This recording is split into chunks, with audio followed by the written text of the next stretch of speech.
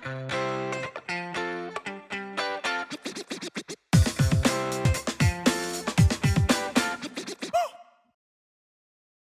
Sang Mates, untuk kalian yang sudah bertanya di chat Zoom dan YouTube dan belum sempat saya jawab saat kelas, sekarang akan saya coba jawab di sesi Q&A berikut ini.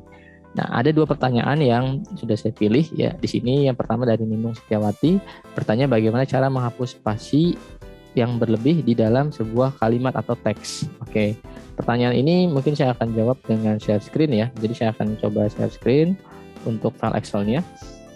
Nah, di sini saya punya data yang mana data tersebut kita bisa ambil dengan menggunakan VLOOKUP. Nah, penerapan ini mungkin yang dialami oleh Mbak Minung ini kejadiannya adalah ada kelebihan spasi di dalam kode yang ada di sini misalnya atau di sebuah data tertentu ya. Nah, cara mengetahuinya bagaimana? Biasanya ini terjadi kalau kita gunakan VLOOKUP, kemudian saya akan ambil dari sini datanya, kemudian tabel bantunya kita blok seperti ini ya. Lalu kita isi nomor kolom dan 0, enter. Ini ada nilainya apel, kemudian saya copy ke bawah, ternyata ada data yang error atau tidak ketemu. Padahal ini kalau kita perhatikan A2B, di sini juga ada A2B. Kenapa nih? Nah, ini terjadi karena ada spasi di sini. Nah, untuk mengetahuinya bagaimana? Cara mengetahuinya nanti bisa menggunakan fungsi len ya. Biasanya kalau ingin kita ketahui ada fungsi len, berapa sih banyak karakternya? Nah, ini terlihat 3 karakter, harusnya 3 karakter.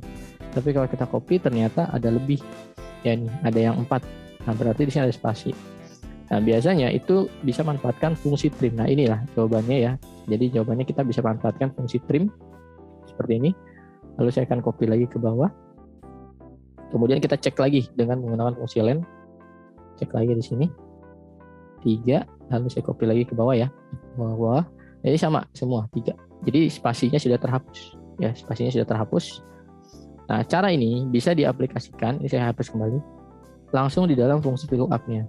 Jadi pada bagian VLOOKUP ini yang terjadi kesalahan yang mana? Di bagian ini, di bagian kode. Berarti kita gunakan trim di sini untuk kodenya. Oke, seperti ini, kemudian enter. Lalu saya copy ke bawah, dan hasilnya ini ada, terlihat. Ya, nilainya sudah terlihat, ini ada. Nah, kurang lebih seperti itu untuk pertanyaan pertama dari Mbak Ninung ya. Pertanyaan terkait dengan menghapus spasi untuk karakter yang berlebih ya. Oke. Pertanyaan kedua itu datang dari Zainal Mutakin, bertanya bagaimana cara menggunakan VLOOKUP dengan tabel yang berbeda worksheet. Oke, jadi tabelnya itu maksudnya berbeda worksheet ya. Oke, baik. Pertanyaan ini juga akan saya jawab di file Excel ya. Jadi saya akan coba buka file Excel-nya kembali. Nah, mungkin yang dimaksud adalah tabel seperti ini. Jadi data ini ada di worksheet data siswa, data yang kedua ada di worksheet VLOOKUP ya untuk rekapannya atau laporannya. Nah, kalau kita ingin mengambil fungsi VLOOKUP dengan menggunakan data yang pertama atau cara yang umum bisa aplikasikan, biasanya pakai VLOOKUP. Kemudian ini kan yang jadi kunci adalah niche ya. Niche-nya biasanya itu dicari di blok seperti ini kan. Nah, seperti ini biasanya. Nah, cara ini bisa diaplikasikan, tapi kayak yang ditanyakan adalah bagaimana kalau kita ngambil beda worksheet tadi kan ya. Nah, jadi bisa digunakan cara pertama seperti ini.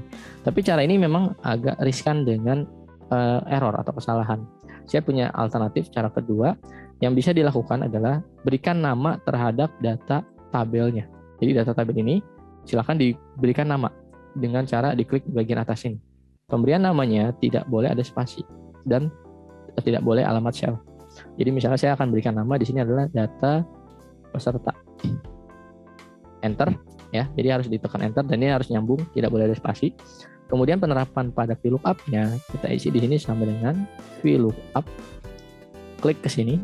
Nah, ini tidak perlu pindah worksheet karena kalau misalkan pindah worksheet, kalau worksheet dekat masih bisa, tapi kalau worksheet jauh agak merepotkan. Maka dengan memberikan nama tadi kita bisa panggil namanya data peserta, 2,0 dan pastikan tabelnya sudah sesuai ya di area tadi ya, data peserta. Dan saya enter. Nah, ini bisa diaplikasikan seperti itu. Jadi intinya bisa menggunakan pemberian nama atau istilahnya kalau di Excel namanya define name, dan itu ada di menu formula, ini ada define name. Dan itu bisa dicek di name manager sini. Jadi name manager ini ada data peserta. Nah, seperti itu ya untuk pertanyaan dari Zainal. Mungkin itu ya yang bisa saya jawab ya. Semoga apa yang ditanyakan bisa terjawab dan bisa membantu. Oke, sekian untuk video Q&A kali ini. Terima kasih. Sampai ketemu lagi di kelas data processing berikutnya.